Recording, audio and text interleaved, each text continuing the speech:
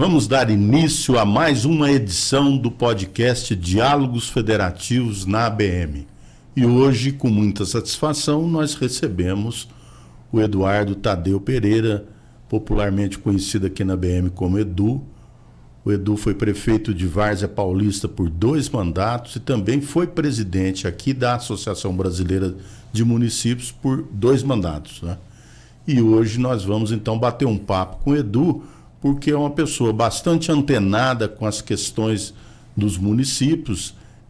É o secretário executivo, como eu disse, aqui da ABM, portanto ele está interagindo constantemente com a pauta federativa, com os assuntos de alto interesse dos municípios. Acredito que a gente vai ter um papo aqui interessante, né, e útil para os municípios brasileiros. Então, Edu, você com a palavra aí. Oi, Gilmar, é um prazer estar aqui no Diálogos Federativos com você. Gilmar está tocando tão bem aqui, nosso vice-presidente de Relações Institucionais, nosso tesoureiro, e que foi prefeito em Franca. É um prazer estar aqui com você, Gilmar. Muito bem, Edu. E eu já queria entrar logo num tema aqui que eu acho que você pode falar com propriedade, que é sobre o Conselho da Federação. Hoje o Conselho da Federação é um espaço importante, né, de diálogo, constituído agora pelo governo Lula o ano passado, e eu queria, assim, que você, em poucas palavras, dissesse, né, o que é de fato esse Conselho da Federação? É algo inédito? E como é que a ABM está interagindo com esse espaço de diálogo que eu julgo, assim, de alta importância? Olha, Gilmar, acho que primeiro é bom a gente lembrar que o Brasil é um dos poucos países no mundo em que os municípios são entes da federação desde 1988, né? Desde a Constituição de 88, o Brasil tem 3 entes federativos: a União, os estados e os municípios. E no Brasil, os municípios têm um poder muito grande, né? Que é muito diferente da maioria dos municípios do mundo. Talvez na Alemanha os municípios sejam fortes, nos Estados Unidos, um pouco na Colômbia, mas na imensa maioria dos outros países, o município não tem nem tanto recurso e nem tanta autonomia como tem no Brasil. Então é importante que num país em que o município responde por mais ou menos 1/4 do orçamento do orçamento público do país é gasto pela prefeitura. As prefeituras têm mais ou menos 18% do orçamento público, mas através de convênios, através de outras medidas, executam praticamente 1/4 do orçamento público. Em torno de 25%. Em torno de 25%. Essa é uma coisa muito importante. Então, num país que tem um município que responde pelo gasto de 25% do orçamento público, que tem os estados que têm uma parte importante do orçamento e que tem a União, é importante que haja um diálogo, né, federativo entre esses entes para que a população possa receber os serviços. Os serviços são prestados no Brasil de uma forma quanto mais articulada entre União, estados e municípios. Vamos dar um exemplo que é um exemplo para o mundo, que é o SUS, o Sistema Único de Saúde. A gente tem 3 entes da federação, mas tem um sistema único, em que a União, os estados e os municípios participam, seja com recurso, com dinheiro, seja com responsabilidades, seja com participando das decisões sobre o SUS. Então é um exemplo claro dessa articulação.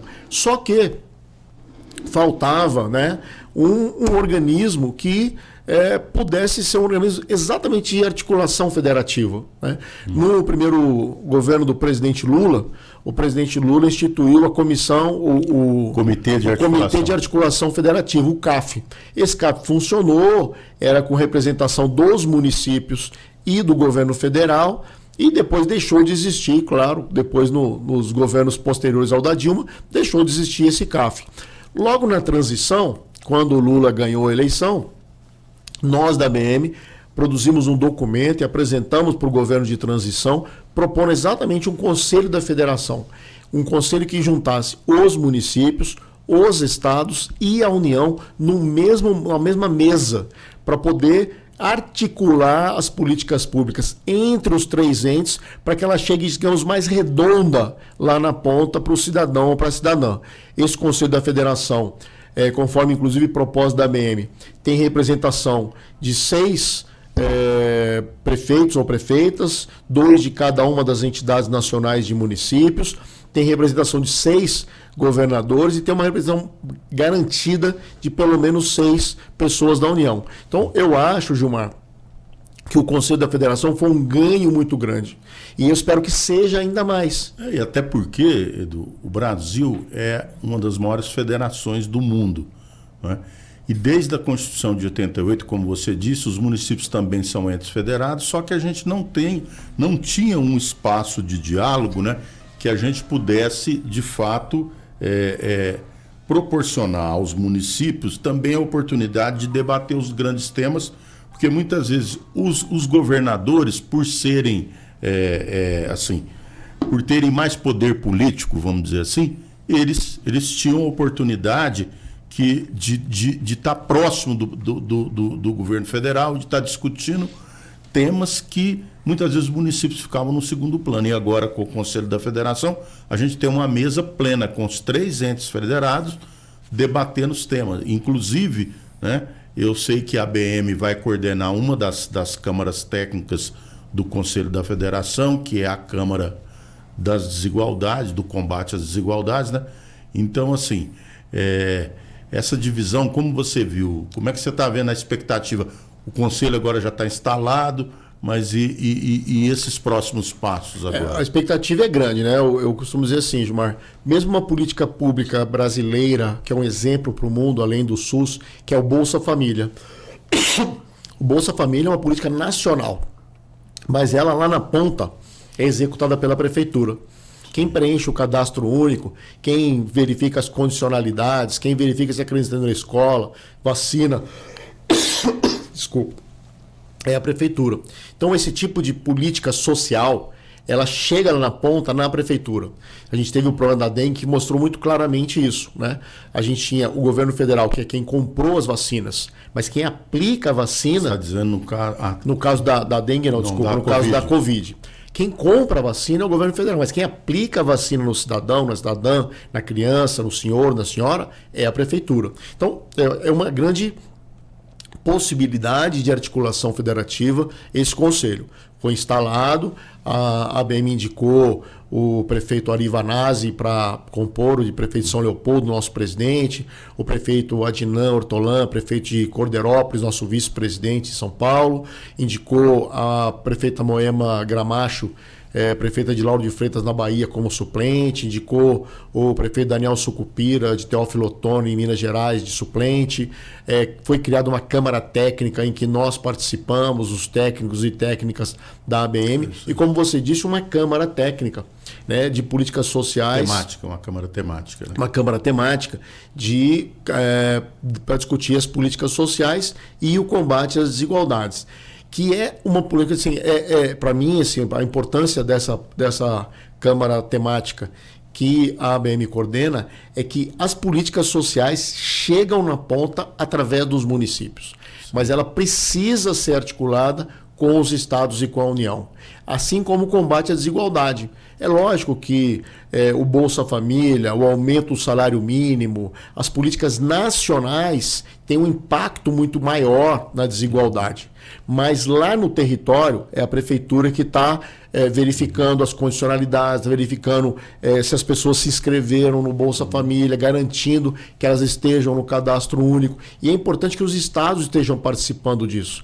Então, acho que essa é a grande sacada que eu espero que dê grandes frutos, né, Gilmar? Grandes frutos, sem dúvida. Pelo menos a gente tem um espaço de diálogo e, pelo que eu percebo, o governo tem tratado com atenção, tanto é que nessa reunião que instalou a Câmara Técnica, a Câmara Temática 3, nós tivemos lá 3 ministros presentes na reunião, né? Então isso demonstra o interesse de parte do Executivo Federal em, de fato, dialogar e propor políticas que se vão melhorar os municípios. Mas eu queria entrar num tema agora. A ABM, você presidiu a ABM, né? E por 2 mandatos. A ABM é uma entidade que completou agora em março 78 anos, muitas conquistas que os municípios tiveram, como, por exemplo, a autonomia, ser considerado ente federado na Constituição de 88, a ABM teve um papel importante, mas eu queria fazer um destaque aqui em relação a uma conquista importante que nós tivemos e que você teve um papel assim fundamental nesse processo, que foi a nova lei, a mudança na lei da improbidade administrativa. A gente sabe, eu que fui prefeito, você, nós dois ex-prefeitos e vários outros, né? O quanto, né? Muitas vezes o gestor ou a gestora, ele é prejudicado por decisões judiciais, por encaminhamentos que trazem, além de injustiça, insegurança no procedimento e na tomada de decisão de atos públicos, né? Então eu queria que você comentasse um pouco sobre isso, porque é uma conquista nova e que muitas vezes as pessoas nem têm conhecimento, mas que ela tem um ganho importante para os gestores e gestoras. Claro. Os ex-prefeitos e ex-prefeitas já sabem melhor, né, João? Mas quem está em exercício do mandato, é muito importante a gente pensar que, assim, a lei da improbidade, ela tinha uma interpretação muito flácida, né? Muito elástica. Então, o promotor, a promotora, podia ter uma interpretação muito elástica sobre o que era improbidade. E fazer uma ilação, fazer uma relação e construir um argumento que justificasse o enquadramento do prefeito, da prefeita, do agente público, da agente pública, né, como na lei da improbidade. A mudança que houve, que nós participamos bastante, discutimos bastante, pressionamos bastante, foi no sentido de dar mais garantia para o prefeito, para a prefeita, que agora só pode ser acusado de improbidade o Ministério Público, o acusador tem que mostrar prova de que houve a participação, houve o dolo, né? Houve a vontade política do prefeito. Porque o problema o que é uma improbidade, né? Do ponto de vista do vocabulário, do ponto de vista dos dicionários, improbidade equivale a roubo, né? Uma pessoa improba é uma pessoa que não está agindo com justiça, não sendo com honestidade, né? Então, e muitas vezes o que era taxado como improbidade era, por exemplo, alguma interpretação que muitas vezes o júri da prefeitura fazia, alguns tribunais de contas fazem, de uma interpretação da lei, e que era uma interpretação diferente da que o promotor ou a promotora tinha, daquela mesma lei, e só que para o promotor aquilo era uma improbidade. Porque a lei permitia, né? Tinha espaço para que tomasse decisão que muitas vezes não era. E aí, como você disse, um Estado considerava aquilo legal e outro Estado não, e mesmo assim o gestor acabava sendo prejudicado, porque a lei maior garantia ao judiciário punir, e vários foram punidos injustamente, e felizmente essa mudança, além de ser justa com quem assumiu a responsabilidade de ser um governante municipal ou de outra esfera, ao mesmo tempo também traz segurança, porque muitos gestores deixaram de tomar decisão com medo de ser punido, né? E aí quem sai perdendo com isso é a população. Porque assim, o Gilmar, tem uma coisa assim, que é bem clara nisso, que é assim, muitas vezes o gestor, o prefeito, quer resolver o problema. Ele quer resolver o mais rápido possível para a população. Eu sempre cito assim, caiu a ponte, a população ficou sem uma ligação com a cidade. A produção ficou sem capacidade de escoamento. O prefeito quer resolver o mais rápido possível e construir a ponte. Só que as amarras todas da legislação impedem que seja rápido, impedem, né? E se o prefeito tentar fazer mais rápido, ele pode ser acusado só de tentar fazer mais rápido, né? De tentar resolver o problema mais rápido. Então, e para o promotor, a promotora, muitas vezes é uma lógica que é diferente da lógica da gestão. A lógica dos órgãos de fiscalização e controle é uma lógica muito burocrática. É a lógica de que tinha que ter uma assinatura aqui a meio centímetro daqui, coisa e tal. E às vezes na prática, né, quando você vai fazer, por exemplo, se alguém aqui já construiu uma casa, você está construindo a casa, você descobre que a planta que estava planejada não dá para ser exatamente daquele jeito, porque o terreno tem uma pedra, tem isso, tem aquilo. Então, a mudança na realidade fática, né, no dia a dia da prefeitura, ela precisa ser mais dinâmica. E muitas vezes as pessoas mesmo a mídia, né? Que as prefeituras, o serviço público é muito lento, que é devagar para decidir, né? Enquanto isso, privatiza, porque a iniciativa privada é mais rápida, mais ligeira. Porque é exatamente isso, tem um monte de amarra, né? E os órgãos de fiscalização e controle se perdem em firulas, né?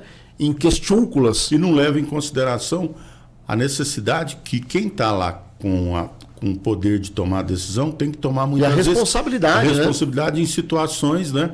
Eu até cito o exemplo assim, o mesmo Ministério Público, o mesmo juiz que obriga, por exemplo, o prefeito ou a prefeita a comprar um medicamento de alto custo, né? Que muitas vezes não está na lista de medicamentos, mas a família entra na justiça e vem lá uma decisão judicial. O mesmo que obriga, muitas vezes pode depois punir o gestor porque disse que ele gastou mais do que arrecadou, mas ele teve que tomar decisões, né, de última hora por conta de decisões judiciais. Então nós temos assim muitos casos que ilustram muito bem isso, mas eu considero que o que a gente conseguiu de mudança já trouxe um ambiente mais favorável, né, de mais segurança para os novos gestores e gestoras, né?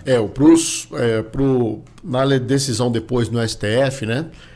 Isso é importante para os prefeitos lembrarem, é que o STF decidiu uma coisa estranha, né? Porque normalmente uma lei criminal, que a lei de improbidade acabava sendo, quando você muda a lei, se ela tiver em benefício do réu, ele pode usar esse benefício, né? Uhum. Mas o STF estranhamente decidiu o seguinte: os casos, os processos que foram já decididos com base na lei anterior continuam valendo.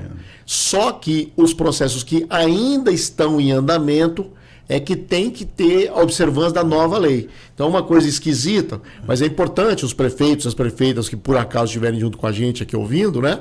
Vendo a gente, é que o que já terminou está mantido. Então quem já tem condenação pela lei de improbidade anterior está mantido. Agora, quem está com processo ainda tem que ser a nova lei. Mesmo assim, é importante observar.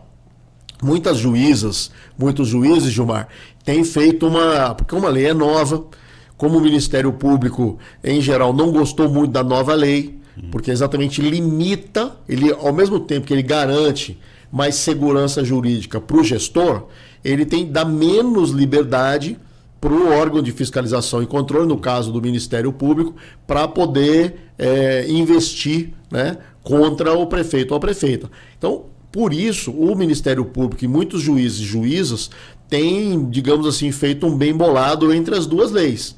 Mas é importante observar que a lei existente, a lei que está em vigor, é a nova lei de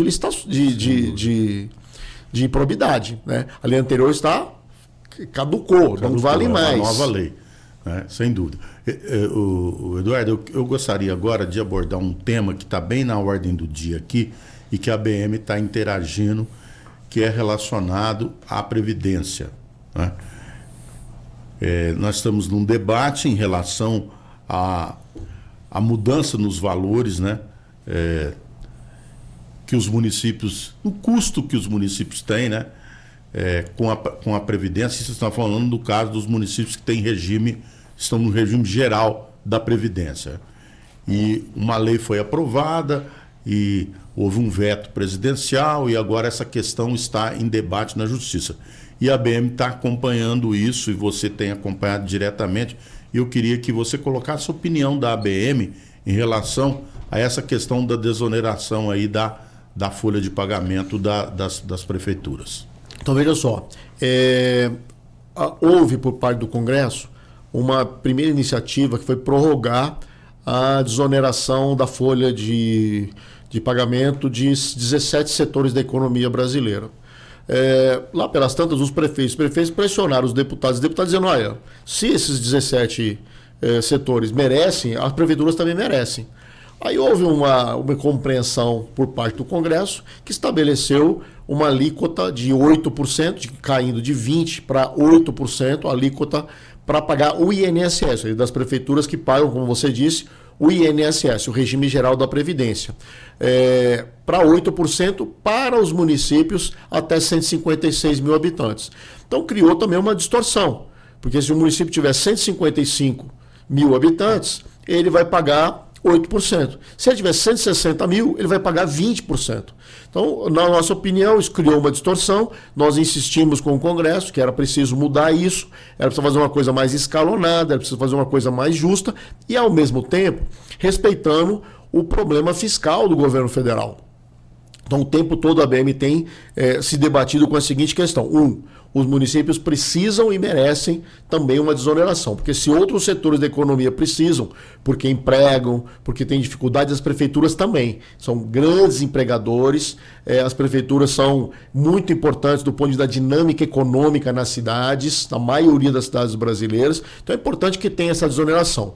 Mas nós sempre quisemos negociar com o governo, dialogar com o governo, porque nós achamos que não adiantava ter uma vitória grande no Congresso, como foi a derrubada do veto em relação à desoneração das prefeituras, como foi o caso de tirar da medida provisória, da prorrogação da medida provisória, a questão dos municípios, ou seja, manter os 8% de INSS para as prefeituras até 156 mil habitantes, e agora, hoje, o advogado-geral da União, Messias, está anunciando que está entrando com ação, judicializando essa questão junto com os 17 setores da economia.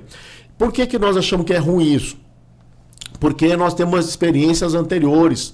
Tem essas vitórias grandes que parecem que vão dar grandes vantagens aos municípios, aí judicializa, para tudo no judiciário. Vou dar dois exemplos que nós acompanhamos e que eu acompanhei pessoalmente muito de perto. Os royalties, né? Foi decidido há mais de 10 anos atrás pelo Congresso Nacional uma partilha diferente dos royalties do petróleo, que não abrangeria apenas os municípios e estados hoje lindeiros com a exploração petrolífera, mas todos os municípios e estados do país.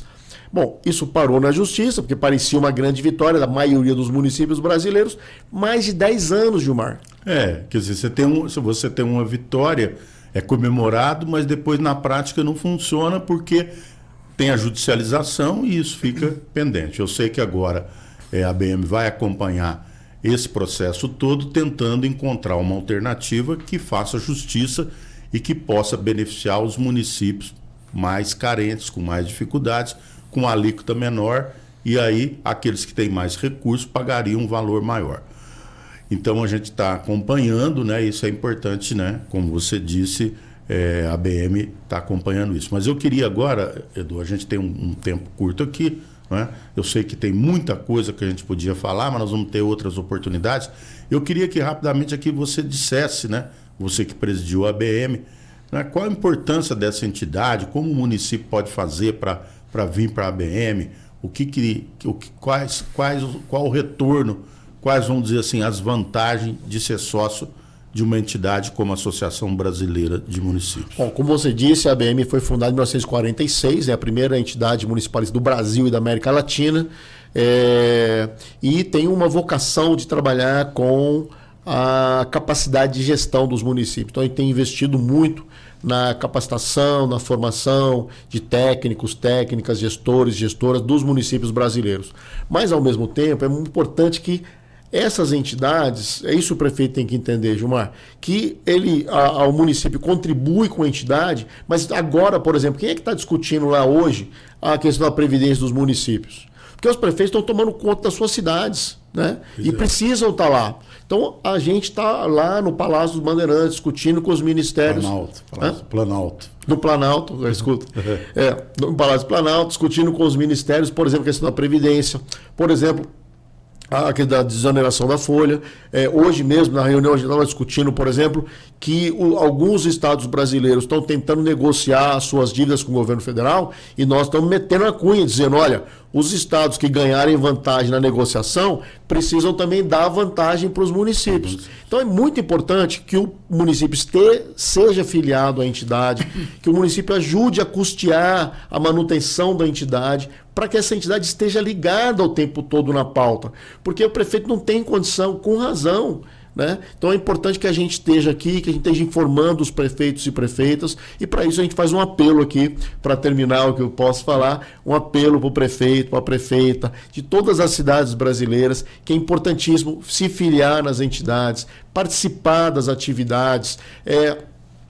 apostar que a organização dos prefeituras, dos prefeitos, das prefeitas, é que pode levar a uma melhor condição para que os prefeitos possam dar a melhor vida possível para o cidadão, para a cidadã da sua cidade. Muito bem, Eduardo. A gente agradece a sua participação aqui. Nós vamos ter outras oportunidades para você aqui nos diálogos federativos da ABM, colocar temas e debater temas importantes. Nosso objetivo é trazer aqui, fazer desse canal um debate de divulgação e de esclarecimento, principalmente para os municípios brasileiros, para os prefeitos, prefeitas, gestores e gestoras. Então, mais uma vez, obrigado. Encerramos aqui mais um Diálogos Federativos na ABM.